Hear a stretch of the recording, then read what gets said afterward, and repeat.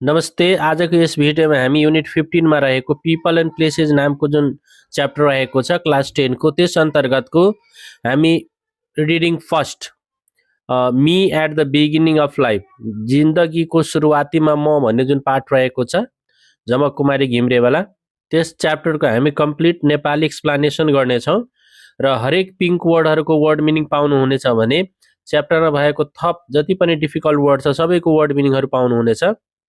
अगाडि हेर्नु होला। Look at the picture and answer this questions. Picture हेर्नुहोस् यहाँ होइन, झमक कुमारी घिम्रेको जीवन काँडाकी फुल नामको पुस्तक लिएर बस्नु भएको छ। यहाँ क्वेसन भनिरहेको छ who is the person in the picture. पिक्चरमा भएको व्यक्ति को हुन् है, र अहिले भर्खर हामी छलफल गऱ्यौँ। लेख्न सक्नुहुन्छ the person in the picture is Jhamak Kumari Ghimire. त्यसै गरी नेक्स्ट क्वेसन रहेको छ what is she famous for. उहाँ के को लागि प्रसिद्ध हुनुहुन्छ भनेपछि यो जीवन काँडाकी फुल नामको पुस्तक रहेको छ त्यसको लागि आफ्नो जुन साहित्यिक रचना छ त्यसको लागि उहाँ प्रसिद्ध हुनुहुन्छ। आन्सर लेख्न सक्नुहुन्छ she is famous for her literary work जीवन काँडाकी फुल। यसरी आन्सर गर्न सक्नुहुन्छ। अब हामी लेसनको एक्सप्लेनेसन गर्छौँ। Me at the beginning of life जीवनको सुरुवातमा म। I have understood now that life is a beautiful flower of creation. म अब बुझ्न पुगेकी छु कि जीवन सृष्टिको एउटा सुन्दर फूल हो। Whether my own life falls within my definition of life, well, I do not know. मेरो आफ्नै जीवन मैले परिभाषा गरेको जीवनभित्र पर्छ कि पर्दैन म आफैलाई थाहा छैन। When my heart wept, I survived. जब मेरो मन रोयो म बाँचे। Because inside the pain, laughter was restless each moment. किनकि त्यो पीडाभित्र हरेक पल हरेक क्षण हाँसो बेचैन भएर बसेको थियो। When I say that somehow or other I survived a burdensome life. जब म भन्छु कि कसरी मैले यस्तो भारी जीवन बाँचे few will believe me now. आज थोरैले मेरो कुरामा विश्वास गर्नेछन्। The truth is extremely bitter. सत्य अत्यन्तै तीतो छ। The reality equally insipid. यथार्थ त्यतिकै निरस। Many times, धेरै पटक, while turning those pages of memory, ती स्मृतिका, ती सम्झनाका पानाहरू पल्टाउँदा, I myself have shed tears. म आफै रोएकी छु। Such unlucky lines of fate were inscribed for me when I fell to the ground from my mother's womb. मैले आमाको गर्भबाट जन्मदा यस्तै दुर्भाग्यपूर्ण जीवन रेखा मेरो भाग्यमा कोरिएको रहेछन्। नेक्स्टमा जानु होला। On the 6th day after my birth, मेरो जन्मेको 6औं दिन, my mother bathed me and washed me and made me clean.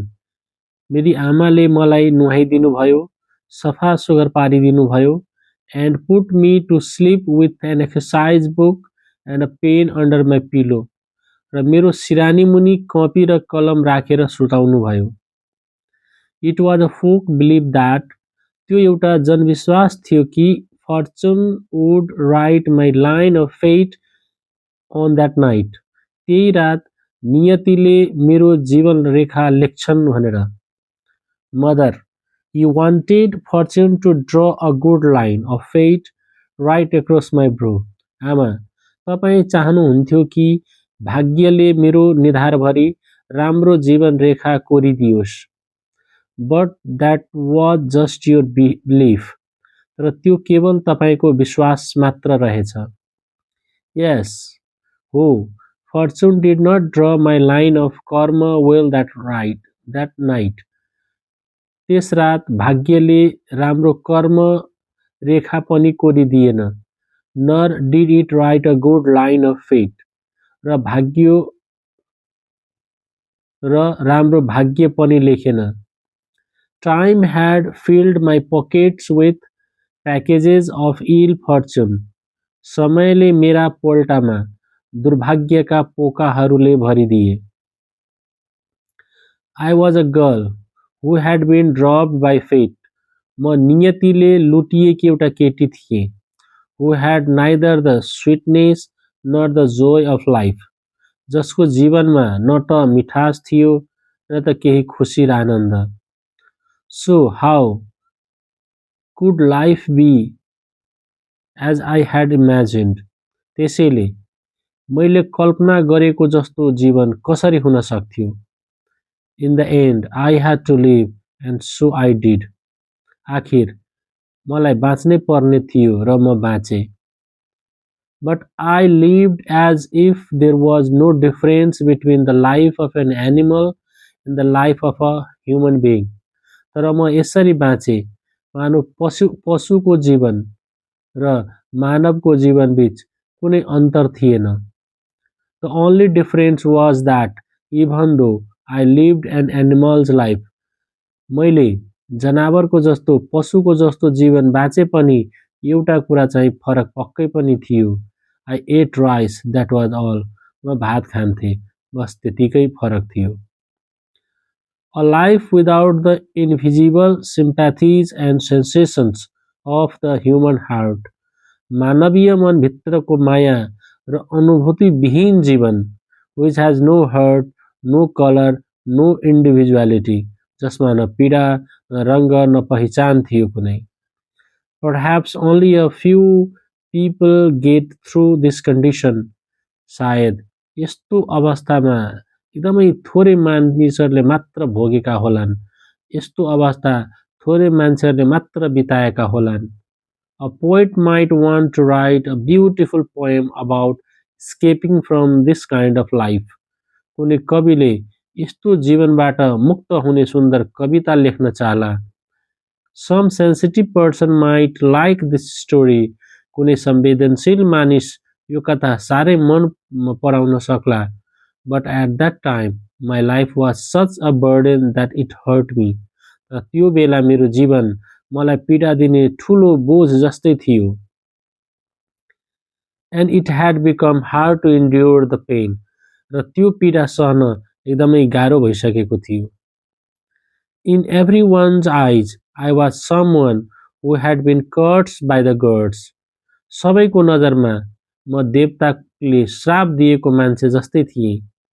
Because in this life I had received the fruits of sins from a former life. भनिन्थ्यो कि यो जीवनमा मैले अघिल्लो जन्मका पापहरूको फल पाइरहेको छु। I had been born into a society, म त्यस्तो समाजमा जन्मेको छु, whose culture said that people lived from one birth to another, जहाँ मानिसहरू पुनर्जन्ममा बाँच्छन् भन्ने मान्यता राख्दछ। So I was a third that tricked everyone's eyes. त्यसैले म सबैको आँखामा चुब्ने, सबैको आँखामा बिज्ने काँडा भएकी थिए। When they saw me, जब उनीहरूले मलाई देख्थे, those eyes did not fill with sympathy. ती आँखामा माया भरिएन। And that heart never melted with love. र ती मनहरू, ती मुटुहरू प्रेमले कहिल्यै पनि पग्लिएन। They were very displeased with me. उनीहरू म प्रति निकै असन्तुष्ट थिए। They were very angry, र रिसले भरिएका थिए। In the end, अन्ततः In the end, अन्ततः, how right was it for them to be like this to a tender, innocent child? यति कोमल र निर्दोष बालकप्रति यस्तो हुनु कति उचित थियो, कतिको जायज थियो। I had no option. मसँग कुनै विकल्प थिएन but to endure all those things in silence. बस मौन बसेर त्यो सबै कुरा सहनु परेको थियो। Inside my child heart, the question continually arose. मेरो त्यो बाल मनभित्र निरन्तर एउटा प्रश्न उठिरहेको थियो। How am I to blame for all of this? यस सबैका लागि म कसरी दोषी भएँ?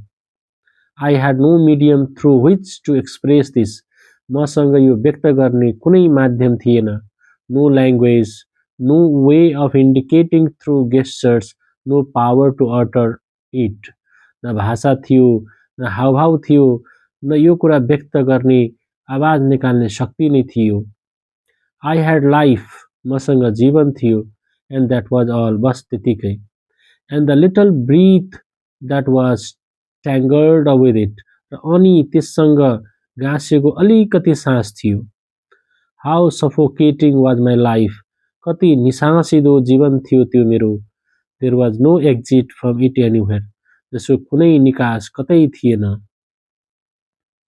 if there had been any way out यदि कुनै बाटो भइदिएको भए a river of life would have flowed unceasingly along with time समयसँगै जीवनको नदी निरन्तर बगिरहने थियो blessed nature धन्य छ प्रकृति you gave birth to me to endure the cruel behavior of human beings and you awoke the meaning of being me तैँले मलाई मानवहरूको कठोर व्यवहार सहन नै जन्माइस् र म हुनुको अर्थ जागृत गराइस् when I was restless with suffering you became my mother and wiped the tears that sipped from my eyes जब म दुःखले बेचैन हुन्थे तर जब when I was restless with suffering you became my mother when I was restless with suffering you became my mother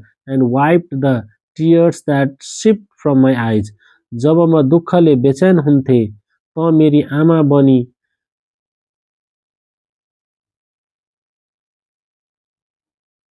जब म दुःखले बेचैन हुन्थे त मेरी आमा बनेर मेरा आँखाबाट झर्ने आँसु पुछिदिइस् The mother who bore me also gave birth to me even though it was to suffer pain. मेरो जन्म दिने आमाले पनि मलाई पीडा भोग्नैलाई जन्माइदिइन् She fostered me for 9 or 10 months in her womb and gave birth to me. 10 महिना गर्भमा राखेर पालेर हेरचाह गरेर जन्म दिइन् In this neither she nor I was at fault. यसमा न उहाँ दोषी हुनुहुन्थ्यो न म It was the fault of fate. यो त नियतिको दोष थियो Is the definition of disability merely to be born with a body incapacity कि अपाङ्गताको परिभाषा केवल शारीरिक असमर्थतामा मात्र सीमित छ If so, यदि हो भने why do they not consider Homer incomplete भने होमरलाई अपूर्ण किन मानिदैन Why did the world never consider the Nikolai Ostrovsky's The Helen Kellers incomplete? Nikola र ओस्ट्रोवस्की र हेलेन केलरलाई संसारले किन अपूर्ण मानेनन् These people were weak in body just like me. यी व्यक्तिहरू पनि यी व्यक्तिहरू पनि यी व्यक्तिहरू पनि शारीरिक रूपमा कमजोर थिए म जस्तै but they wrote history before they departed तर उनीहरूले इतिहास रचेरै गए they left us different perspective उनीहरूले हाम्रो लागि फरक दृष्टिकोण छोडेर गए they set down the meaning of being human before they passed away उनीहरूले यो संसार छोड्नु अघि नै मानव हुनुको अर्थ तय गरेर गए अर्को पेजमा जानु होला but me तर म I was born in a world very different from theirs born in different geography तर म उनीहरूभन्दा धेरै फरक संसारमा जन्मे फरक भूगोलमा जन्मेकी थिएँ for this reason सायद त्यही भएर होला I lived a life that was so unequal and low grade that maybe only an animal could have lived such a life before म यति असमान र तल्लो दर्जाको जीवन बाँचे सायद यस्तो जीवन पशुले मात्र बाँच्थ्यो होला When I achieved awareness the shoots of consciousness had begun to sprout in me I think जब म होस सम्हाले तब ममा चेतनाका अंकुरहरू टुसाउन थालेछन् Kyar But even achieving awareness became like a curse तर यो होस सम्हाल्नु पनि मेरो लागि एउटा अभिशाप नै बन्यो I did not have a voice with which to speak nor any strength in my legs to walk मेरो बोली थिएन बोल्न खुट्टामा बल थिएन hidden nor was there strength in my hands हातमा पनि त्यस्तो बल थिएन that I could fill a basket with Godavari, मखमली and सुनाखरी flowers कि म गोदावरी मखमली र सुनाखरी फुलले डालो भरौँ. No, I had nothing of this at all. मसँग यस्तो केही पनि थिएन. I was a helpless girl, bereft of all these things. म यी सबै चिजबाट वञ्चित एक असहाय केटी थिएँ. Whose mind was filled with longing to run on the hills. जसको मन पाखा पखेरुमा कुद्ने रहर त थियो, but whose feet did not have the strength to support her body. र खुट्टामा आफ्नो शरीर धान्ने शक्तिसम्म थिएन. I longed to talk with others. म अरूसँग कुरा गर्न मन त थियो, मलाई अरूसँग कुरा गर्न मन त थियो, but I had no voice. तर मसँग आवाज थिएन. Because these desires were one that would never be fulfilled. किनभने त्यो इच्छाहरू कहिल्यै पनि पूरा नहुनेवाला थियो. They fell upon me. र ती इच्छाहरू मै माथि बजारिए. Wounded me र मलाई नै घायल बनायो. अर्को पेजमा छ. Yes, I was so robbed by fate that I was unable to even get up from my bed. हो, नियतिबाट म यति लुटिएकी थिएँ कि म ओछ्यानबाट उठ्नै नसक्ने भएँ. My poor grandmother, white-haired like the moon over the hill, might have picked me up and taken me on her lap. मेरो बिचारी हजुरआमा डाँडामाथिको चन्द्रमा जस्तै सेतो कपाल भएकी मलाई उठाएर काखमा लिनुभएको हुन्थ्यो. How she must have longed that her son's first offspring would call her grandmother in its baby voice. कति चाहना हुन्थ्यो होला उनका छोराको पहिलो सन्तानले तोते बोलीमा हजुरआमा भनिदियोस् भनेर. That it would pull at the wrinkles on her face with its little hands. साना हातले उनका अनुहारका चाउरीहरू तानिदियोस् भनेर. But grandmother, I could not fulfill your wishes. तर हजुरआमा म तपाईको त्यो चाहना पूरा गर्न सकिन. Your other grandchildren fulfill them. त्यो चाहना अरू नातिनीहरूले वा नातिहरूले पूरा गरिदिए होला. All I did was hurt when you carried me on your back. म केवल तपाईको पिठ्यूमा चढेर दुःख मात्र दिए. How you must have loved me, no? तर त्यति हुँदा हुँदै पनि तपाईले कति माया गर्नुहुन्थ्यो है. नेक्स्ट पेज रहेको छ. At the time, the economic condition of our home was not so good. त्यो बेला हाम्रो घरको आर्थिक अवस्था पनि त्यति राम्रो थिएन. To the extent that it was very hard to manage 2 meals a day, morning and evening. यतिसम्म कि बिहान र बेलुकाका दुई छाक टार्न पनि मुस्किलै हुन्थ्यो. I have heard that mother and father often went hungry at meal times. म सुन्ने गर्थे कि आमा बुवा धेरै पटक खाना खाने समयमा भोकभोकै बस्नुहुन्थ्यो. But somehow or other they fed us. तर जे जसरी भए पनि हामीलाई पनि खुवाउनुहुन्थ्यो. Grandmother, हजुरआमा, even that was not enough for you. त्यो पनि तपाईको लागि पर्याप्त थिएन. You fed me and made me greedy, even though you went without food yourself. तपाईले आफै नखाई मलाई खुवाउनुहुन्थ्यो र मलाई धेरै पटक खान चाहना जगाउनुहुन्थ्यो. And on top of that, त्यसमाथि पनि you took me to sleep with you.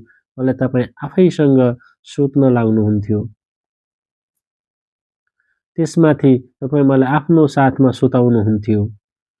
And you gave me many different things to eat every time I woke up, all through the night. र म रातभरि जति पटक बिउझ्थे हरेक पटक केही न केही खान दिनुहुन्थ्यो. आहा, how good it tasted, the food you gave me. आहा, तपाईले दिनुभएको त्यो खानेकुरा कति मिठो हुन्थ्यो. Grandmother, हजुरआमा, if you had not wrapped me in a torn up petticoat and put me in a bamboo basket, यदि तपाईले मलाई गुन्युको थाङ्ना खाँदेर बाँसको टोकरीमा नराखिदिएको भए, I might still have been peeing and swelling in my bed today. सायद आज पनि म ओछ्यानमै दिसा पिसाब र फोहोर गरेर बस्थ्यो होला. Or I may have already arrived with you in the heaven that people imagine. वा सायद म तपाईको साथमा मानिसहरूले कल्पना गरेकै स्वर्गमा पुगिसकेको हुन्थ्यो होला। I don't know, मलाई थाहा छैन। But because of you, I touched the various colors of life. तर तपाईकै कारण मैले जीवनका विभिन्न रङ्गहरू अनुभव गर्न पाएँ, छुन पाएँ। And understood life from various angles. विभिन्न दृष्टिकोणबाट मैले जीवनलाई बुझ्न पाएँ। And experienced the beauty of life myself. र जीवनको सुन्दरता मैले आफै अनुभूति गर्न पाएँ। Grandmother, हजुरआमा, you are not with me now. That is your misfortune. तपाईँ अहिले मसँग हुनुहुँदैन, त्यो तपाईँको दुर्भाग्य होला। But you are still living all through my heart and mind. तपाईँ आज पनि मेरो मनभरि हृदयभरि जिउँदै हुनुहुन्छ। र यो पाठ चाहिँ Jhamak Ghimire the opening chapter of जीवन काँडाकी फुल ट्रान्सलेटेड बाई माइकल हर्ट। यो झमक कुमारी घिमिरेको जीवन काँडाकी फुल नामको जुन उपन्यास रहेको छ त्यसको पहिलो च्याप्टर लिएको हो र यसलाई चाहिँ माइकल हर्टले इङ्ग्लिसमा ट्रान्सलेट गरेको रहेछ। यो तपाईँहरूले झमक कुमारी घिमिरेको बारेमा धेरै सुन्नुभएको होला। तपाईँहरूलाई म्याथको बारेमा केही चाहियो भने यो मेरो म्याथ सर जुन च्यानल रहेको छ त्यो च्यानल सब्सक्राइब गर्नुहोला, किनभने यसमा म्याथका हामी धेरै कुराहरू राख्ने गरेका छौँ। भिडियो अन्त्यसम्म हेर्नुभयो त्यसको लागि धन्यवाद छ। See you in the next video. Bye by.